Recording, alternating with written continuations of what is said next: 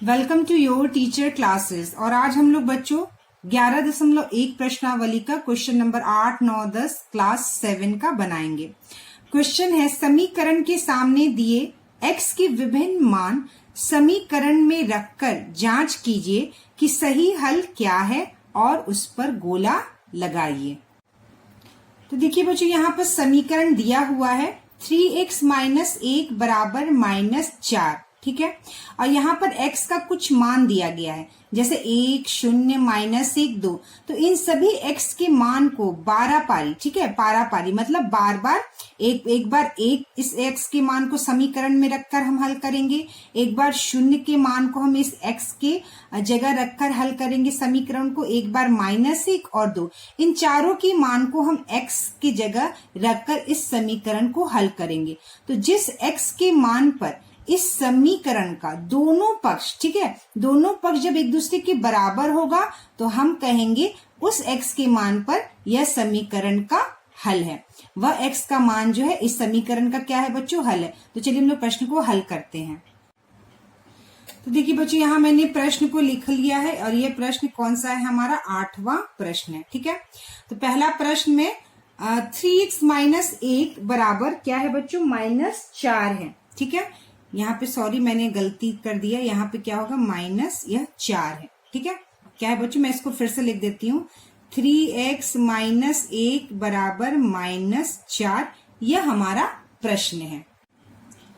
तो चलिए बच्चों हम लोग इसको हल करते हैं। सबसे पहले हम लोग x का मान 1 रखते हैं, ठीक है। तो चलिए 3, ये x है, 3 में x का क्या है बच्चों, गुना है। 3 गुना x का मान हमको क्या रखना है, पहले 1 हमने यहां रख दिया, 1 -1 बराबर -4, ठीक है। तो यह क्या हो गया, 3 में 1 का गुना किए तो कितना हो गया, 3 हो गया, -1 बराबर -4, ठीक है। तो 3 में से 1 घटा कितना हो गया, 2 बराबर -4, यानी कि 2 और -4 एक दूसरे के बराबर नहीं है। तो x का यह 1 जो है वह इसका हल नहीं है, ठीक है। चलिए अब हम लोग x का मान 0 रखते हैं इस समीकरण में। 3x - 1 बराबर -4, तो हम क्या रखेंगे, x का मान क्या रखेंगे बच्चों, 0 रखेंगे। तो 3 गुना 0, x की जगह 0 रख दिया, और 3 और x का गुना है तो 3 गुना 0, -1 बराबर -4, ठीक है। तो यह क्या हो गया बच्चों, 3 में 0 का गुना किए तो कितना हो गया, 3 0 0, 0 - 1 बराबर -4, ठीक है। 0 में से -1 घटाएंगे तो कितना आएगा बच्चों हमारा, 0 - 1। तो 0 में से 1 घटाएंगे तो कितना आएगा बच्चों, -1 बराबर -4। तो ये -1 -4 के बराबर नहीं है, इसलिए 0 जब हम इस x में रख रहे हैं इस समीकरण में तो यह दोनों पक्ष बराबर नहीं हो रहा है, ठीक है। अब हम लोग x का मान क्या रखेंगे, -1 रखेंगे। तो चलिए समीकरण को यहां लिखते हैं, 3x - 1 बराबर -4, ठीक है। तो 3 में कितना गुना करना है हमको, -1 का। तो 3 गुना -1 और यह -1 जैसा का तैसा -4, ठीक है। अब 3 में -1 का गुना करेंगे तो कितना आ गया बच्चों, -3 और यह -1 बराबर -4। -3 और -1 कितना हो गया बच्चों, यह दोनों जुड़ जाएगा, लेकिन साइन जो है वो माइनस का रहेगा। 3 और 1 4 और यह -4 बराबर -4, यानी कि -4 बराबर -4, दोनों पक्ष जो है क्या हो गया बच्चों, बराबर हो गया। कब, जब हमने x का मान -1 रखा। अब हम 2 भी रखकर देख सकते हैं अभी, लेकिन यहाँ पे स्पष्ट है बच्चों कि जब 2 रखेंगे तो भी हमारा मान जो है यह समीकरण संतुष्ट नहीं होगा। फिर से हम एक बार करके भी देख लेते हैं, 3x - 1 बराबर -4, ठीक है। x की जगह 2, तो 3 गुना 2 -1 बराबर -4, ठीक है। 3 दूनी 6 -1 बराबर -4। जब हमने 6 में से 1 घटाया तो यह हो गया 5 बराबर -4, और यह भी एक दूसरे के बराबर नहीं है। तो ठीक है बच्चों, x के किस मान पर यह समीकरण संतुष्ट हो रहा है, यानी जब हम -1 रख रहे हैं तो यह समीकरण का दोनों पक्ष एक दूसरे के बराबर हो रहा है, ठीक है। तो उत्तर क्या होगा हमारा, -1, ठीक है। तो चलिए बच्चों यहाँ पर दूसरा प्रश्न है 4x बराबर -12, ठीक है। और यहाँ पर मान क्या क्या दिया गया, 3, 2, -3, 1। तो हम लोग पारा पारी x का मान इस समीकरण में रखेंगे और इसको हल करके देखेंगे, ठीक है। तो सबसे पहले हम लोग x का मान 3 रखते हैं। तो चलिए इसको हल करते हैं। 4, x का मान क्या रखना है हमको, 3। 4 गुना 3 बराबर -12, ठीक है। तो 4 में 3 का गुना किए कितना हो गया, 4 3 का 12 बराबर -12। तो यह 12 और यह -12 एक दूसरे के बराबर नहीं है, यानी कि यह समीकरण हल नहीं हुआ, ठीक है। x के मान 3 पर। अब x का मान 2 रखकर हम लोग हल करेंगे। तो 4x बराबर -12, ठीक है। तो हम x का मान क्या रखेंगे, 2। 4 में गुना 2 बराबर -12, ठीक है। अब 4 दूनी क्या हो गया, 8 बराबर -12। तो क्या 8 और -12 एक दूसरे के बराबर है, नहीं। तो हम इसको इस तरह से काट देंगे कि 8 -12 के बराबर नहीं है। यानी जब x का मान हम 2 रखें तो यह दोनों पक्ष एक दूसरे के बराबर नहीं हुआ इस समीकरण में, इसलिए x का मान 2 पर यह समीकरण हल नहीं हो रहा है, ठीक है। अब हम लोग x का मान क्या रखेंगे, -3। तो चलिए यहाँ पे लिखते हैं 4x बराबर -12, ठीक है। तो -3 यानी कि 4 में गुना x की जगह हमको क्या रखना है, -3। तो हमने यहाँ रख दिया -3 बराबर -12, ठीक है।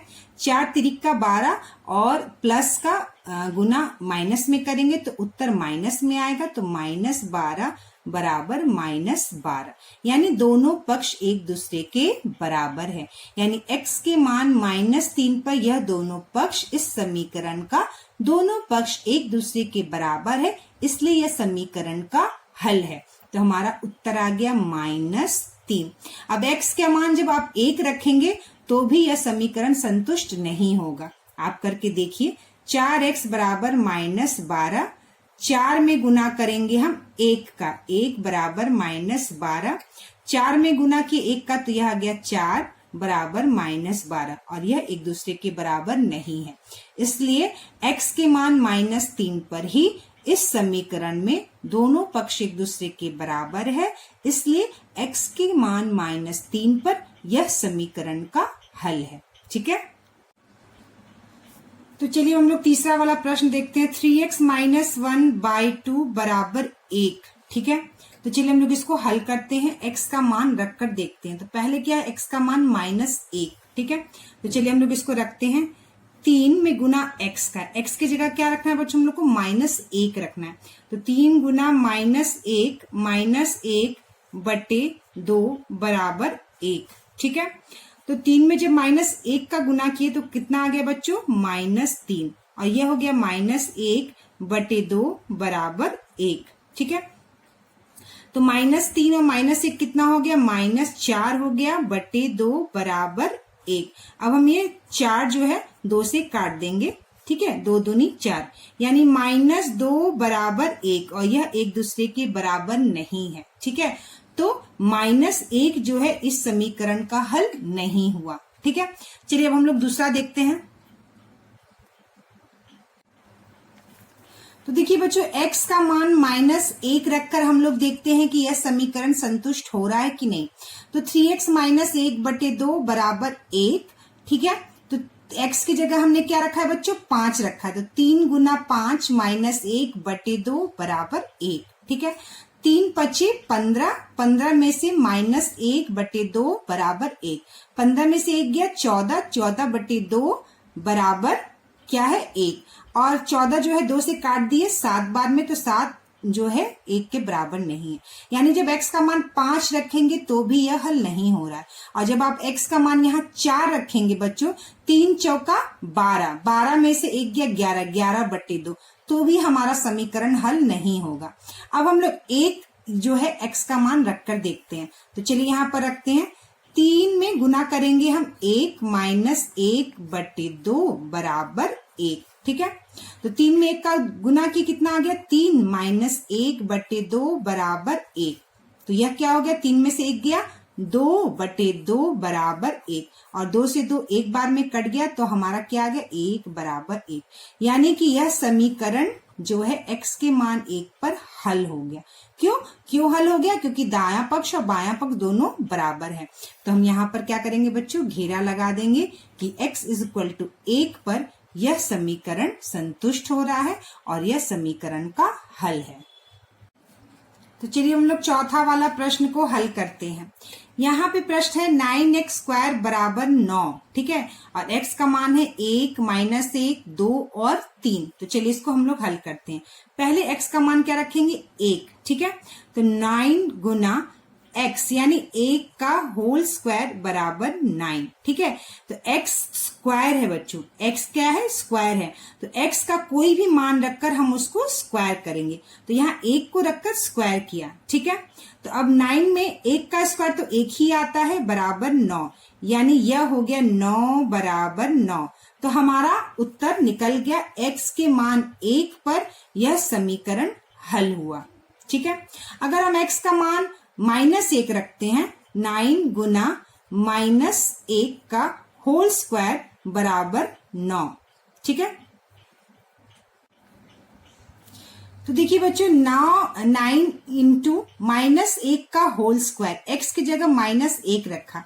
चलिए अब इसको हम लोग हल करके देखते हैं। 9 गुना -1 का गुना -1 में, तो देखिए बच्चों, -1 का गुना जब हम -1 में करेंगे तो 1 का गुना 1 में करेंगे 1 आएगा, और माइनस का गुना जब हम माइनस में करते हैं तो वह प्लस हो जाता है, यानी यह हो गया +1।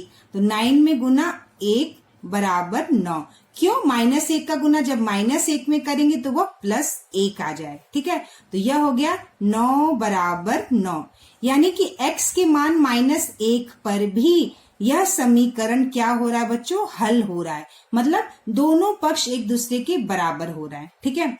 अब 2 और 3 रखकर देखते हैं कि यह हल होता है कि नहीं। तो 9x² बराबर 9। अब एक बार 2 रखेंगे, एक बार 3 रखेंगे। तो 9 गुना 2 का होल स्क्वायर बराबर 9। तो यह हल नहीं होगा, साफ साफ दिख रहा है। 9 गुना 2 दूनी कितना हो गया? 2 में 2 का गुना किए तो 4। 2 का स्क्वायर का मतलब हुआ बच्चों 2 गुना 2। 1 का स्क्वायर का मतलब हुआ 1 गुना 1। 3 के स्क्वायर का मतलब हुआ 3 गुना 3, ठीक है। तो 2 गुना 2 4 हो गया, और यह 9, ठीक है। तो 9 चौका कितना हो गया बच्चों? 36 बराबर 9, और यह बराबर नहीं है, इसलिए समीकरण हल नहीं होगा। ठीक उसी प्रकार जब हम 2 रख रहे हैं तो 36 आ रहा है, जब हम 3 रखेंगे तो और इससे ज्यादा आएगा, और यह समीकरण का हल नहीं होगा। तो इसका उत्तर क्या होगा? 1 और -1 होगा, ठीक है। तो चलिए बच्चों, यहाँ पर प्रश्न 5 है, लास्ट इस क्वेश्चन का, क्वेश्चन नंबर 8 का। -2x + 5 बराबर 13 यह समीकरण दिया है और हमें x का मान रखकर हल करना है। तो चलिए हम लोग इसको हल करके देखते हैं। -2, x का मान क्या रखना है? 4। -2 गुना 4 + 5 बराबर 13, ठीक है। तो 4 दूनी 8 हो गया, और यह हो गया -8 + 5 बराबर 13। और -8 और +5 कितना हो गया बच्चों? 8 और 5, ठीक है। तो हम क्या करेंगे? 1 + 1 माइनस है तो हमेशा माइनस ही होता है, और जिसका चिन्ह बड़ा रहता है उसी का चिन्ह हमें लिखना होता है। तो -8 जो है बड़ा है और +5 छोटा है, तो कितना आ जाएगा हमारा? -3 बराबर 13। तो यह एक दूसरे के बराबर नहीं है, इसलिए समीकरण हल नहीं हुआ। चलिए अब दूसरा देखते हैं। -2x + 5 बराबर 13, ठीक है, यानी -4 अब हम रखेंगे।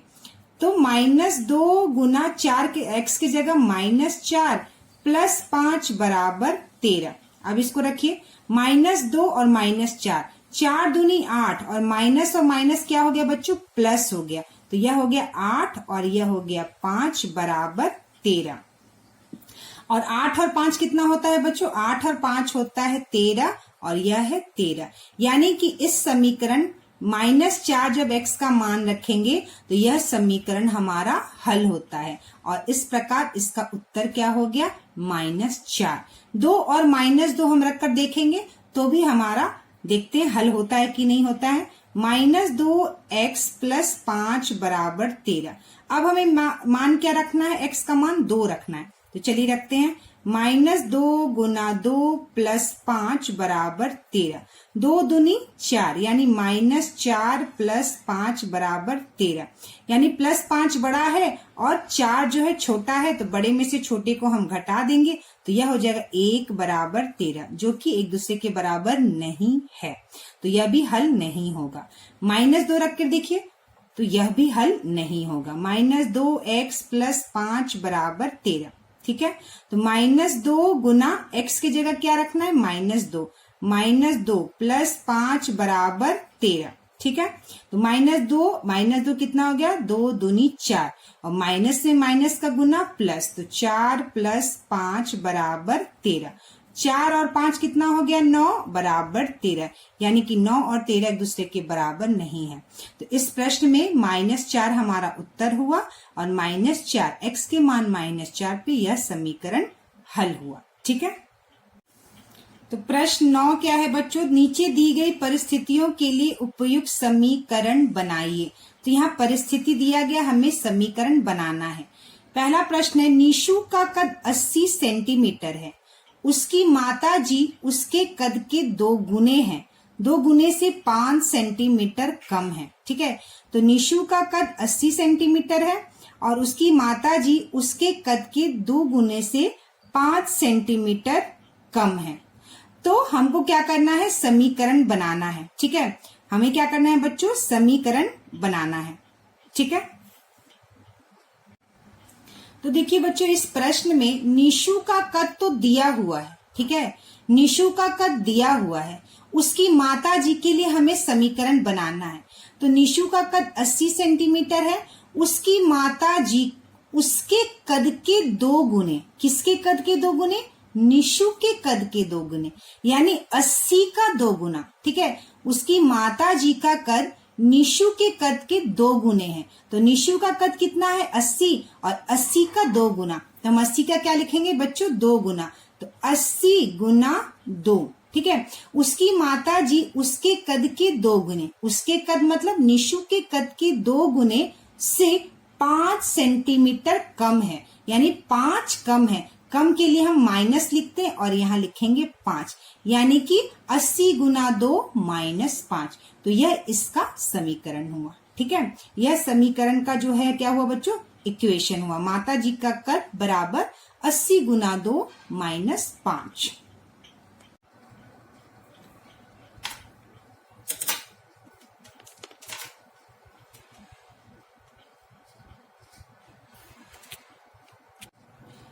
हेलो, अब हम लोग बनाते हैं नेक्स्ट क्वेश्चन नंबर 9 का सेकंड।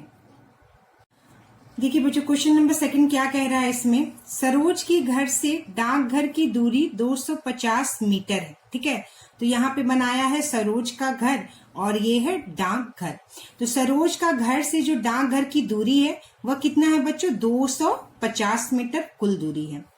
वह अपनी साइकिल पर घर से डाकघर के लिए निकलती है, मतलब वो अपने घर से निकल रही है। प्रारंभ के 2 मिनट तक वह अपनी साइकिल 40 मीटर प्रति मिनट, ठीक है।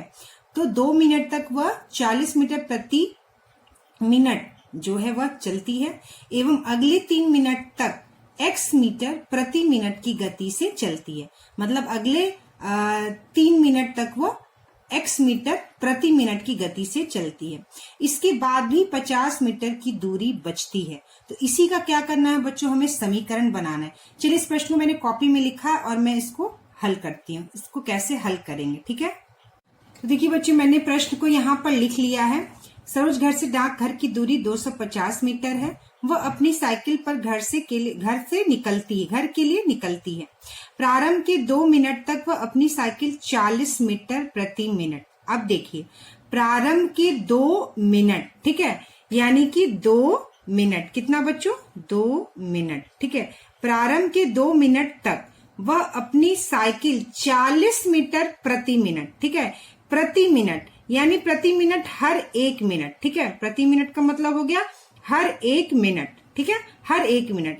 तो हर 1 मिनट में वह 40 मीटर यहाँ चलती है और फिर अगले 1 मिनट में वह 40 मीटर चलती है, ठीक है। ये हो गया प्रति मिनट का मतलब, ठीक है। हर 2 मिनट में वह प्रति मिनट 40 मीटर प्रति मिनट तक चलती है। ठीक है, मतलब 1 मिनट में 40 मीटर चलती है और 1 मिनट में 40 मीटर चलती है, इसका यह अर्थ हुआ। फिर एवं अगले 3 मिनट, यानी अगले 3 मिनट, यहाँ पे क्या लिखा है बच्चों, अगले 3 मिनट, तो हम यहाँ पे लिख लेंगे 3 मिनट, मैंने मिनट को MIN शॉर्ट में लिखा, अगले 3 मिनट तक x मीटर प्रति मिनट, हर 1 मिनट, 1 मिनट और यह 1 मिनट, 3 मिनट माने हर प्रति मिनट में वो x मीटर चलती है। तो 1 मिनट में कितना मीटर चलती है, x मिनट, फिर अगले मिनट में चलती है वो x मीटर, फिर अगले मिनट में वो चलती है अगला x मीटर। ठीक है, तो यह हो गया आपका जो इसमें दिया हुआ है प्रति मिनट का हिसाब। ठीक है, 2 मिनट में वह प्रति मिनट 40 मीटर चलती है, यानी कि 1 मिनट में 40 मीटर और अगले 1 मिनट में 40 मीटर। फिर अगले 3 मिनट में वह प्रति मिनट x मीटर चलती है। 3 मिनट में कितना मिनट हो गया, 1 मिनट, और हर 1 मिनट में वो x मीटर चलती है, तो x metre, x metre, x metre. उसके बाद भी कितना मीटर दूरी बच जाता है बच्चों, 50 मीटर की दूरी जो है क्या हो जाती है, बच जाती है। मैंने इंग्लिश में लिख दिया है, सॉरी, 50 मीटर की दूरी क्या होती है, बच जाती है। ठीक है, तो देखिए बच्चों, यहाँ पर मैंने एक लाइन खींच दिया है और यहाँ पर मैंने लिख दिया है घर और यहाँ पे लिख दिया है डाक घर। ठीक है, डाक घर। ठीक है, 2 मिनट तक वह 40 मीटर और 40 मीटर, तो मान लीजिए यहां से लेकर यहां तक वह कितना चली, 40 मीटर, और फिर यहां से यहां तक कितना चली, 40 मीटर। ठीक है, 2 मिनट में वह 40 मीटर 40 मीटर चली। फिर वह 3 minute x metre x metre x metre 3 बार चली, तो यहां से लेकर यहां तक का हो गया दूरी x मीटर, फिर यहां से यहां तक की दूरी हो गई x मीटर, फिर यहां से यहां तक की दूरी हो गई x मीटर। उसके बाद भी यह दूरी जो है बच्चों 50 मीटर, यहां से लेकर यहां तक की दूरी जो है 50 मीटर जो है वह बच गया। ठीक है, 50 मीटर। ठीक है, मीटर को मैंने यहाँ शॉर्ट में m लिखा है। ठीक है, 40 मीटर 40 मीटर और यहाँ पर x metre x metre x metre और लास्ट में बच गया 50 मीटर। तो इसका समीकरण हम कैसे बना लेंगे बच्चों, तो हम इसको क्या करेंगे, सारे को जोड़ देंगे और यहां से यहां की कुल दूरी जो है वह 250 मीटर जो है वह दिया हुआ है। 250 मीटर क्या है बच्चों, वह दिया हुआ है। तो हम इसका समीकरण कैसे बनाएंगे, 40 प्लस 40 जोड़ दिया और 3x हम तीनों को जोड़ देंगे, x plus x plus x plus 50। ठीक है, तो ये कितने के बराबर है बच्चों, 250 मीटर के, तो हम यहाँ लिख देंगे 250। तो ये हो गया हमारा समीकरण। अब क्या करेंगे बच्चों, 40 और 40 को जोड़ देंगे तो कितना हो गया, 80 प्लस 1x 2x 3x। जब 3x को जोड़ेंगे तो बन जाएगा हमारा 3x बराबर 250। ठीक है, तो ये हो गया हमारा समीकरण और इस तरह से हम इस प्रश्न को हल किए। ठीक है, चलिए हम लोग नेक्स्ट क्वेश्चन देखते हैं। चलिए क्वेश्चन नंबर 10 है बच्चों हमारा, निम्न समीकरण को कथन रूप में लिखिए। ठीक है, तो यहाँ समीकरण दिया हुआ है, हमें कथन लिखना है और इसके पहले क्वेश्चन में कथन दिया हुआ था, हमें समीकरण लिखना था। तो पहला क्वेश्चन है x माइनस 5 बराबर 7। ठीक है, तो बच्चों जब हमने पिछले बार समीकरण हल किया था तो जब किसी संख्या को ज्ञात करना रहता है तो हम उसे क्या मान लेते हैं, x। ठीक है, समीकरण बनाते समय जब कथन लिखा रहता है तो वहां लिखा रहता है किसी संख्या में 5 बढ़ाने पर 7 प्राप्त होता है, किसी संख्या में कम करने पर इतना प्राप्त होता है, तो किसी संख्या को क्या मान लेते हैं, x। तो यहाँ पर x दिया हुआ है तो हम इसे मान लेंगे किसी संख्या। ठीक है, हम इसे क्या मान लेंगे बच्चों, किसी संख्या। तो x को हमने मान लिया किसी संख्या, तो हम यहाँ पे सबसे पहले लिखेंगे किसी संख्या। ठीक है, x को मान लिया हमने किसी संख्या और माइनस का मतलब होता है कम करना और प्लस का मतलब होता है बढ़ाना। तो x में से जब हम 5 को घटा रहे हैं तो क्या हो रहा है बच्चों, कम हो रहा है। तो हम लिख सकते हैं किसी संख्या में, ठीक है, कितना कम कर रहे हैं, 5। किसी संख्या में 5, ठीक है, किसी संख्या में 5 कम करने पर, किसी संख्या में 5 कम करने पर बराबर 7 क्या प्राप्त हो रहा है बच्चों, हमको 7 प्राप्त हो रहा है। ठीक है, क्या प्राप्त हो रहा है, 7। तो हम लिखेंगे किसी संख्या में 5 कम करने पर 7, ठीक है, 7 प्राप्त होता है, 7 प्राप्त होता है। तो ये हो गया बच्चों हमारा कथन। इस प्रकार से हम कथन लिखते हैं, ठीक है। किसी संख्या में 5 कम करने पर 7 प्राप्त होता है। चलिए नेक्स्ट क्वेश्चन देखते हैं। चलिए बच्चों हम लोग क्वेश्चन नंबर 10 देखते हैं। निम्न समीकरण को कथन रूप में लिखिए, ठीक है।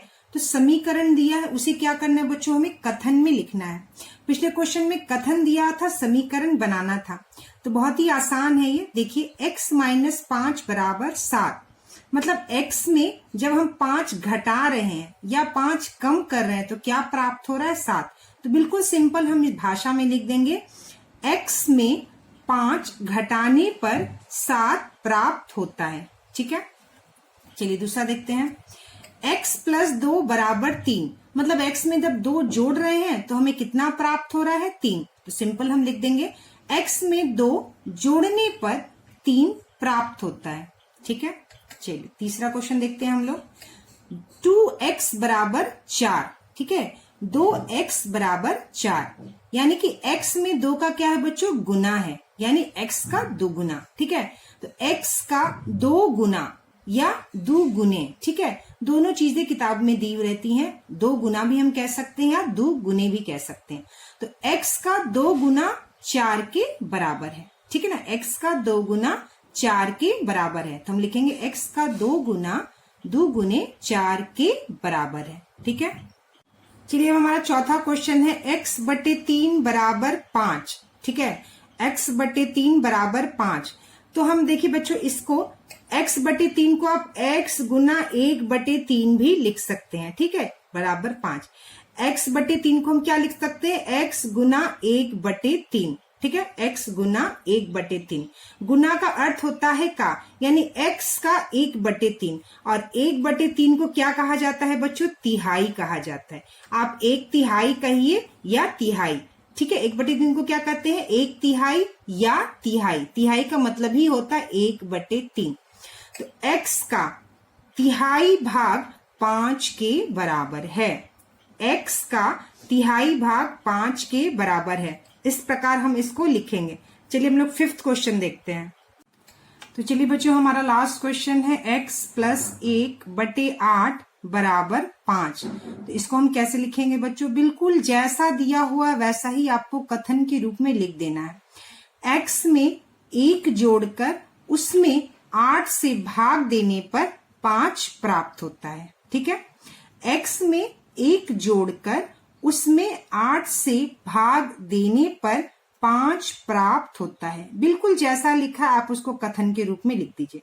x में 1 जोड़कर उसमें 8 से भाग देने पर 5 प्राप्त होता है। तो हमारा 11.1 प्रश्नावली यहाँ खत्म हुआ। नेक्स्ट वीडियो क्लास में बच्चों हम लोग 11.2 प्रश्नावली को बनाएंगे। प्लीज अगर वीडियो को पसंद आया हो तो वीडियो को प्लीज लाइक करिए और कमेंट जरूर करके बताइए कि आपको वीडियो कैसा लगा।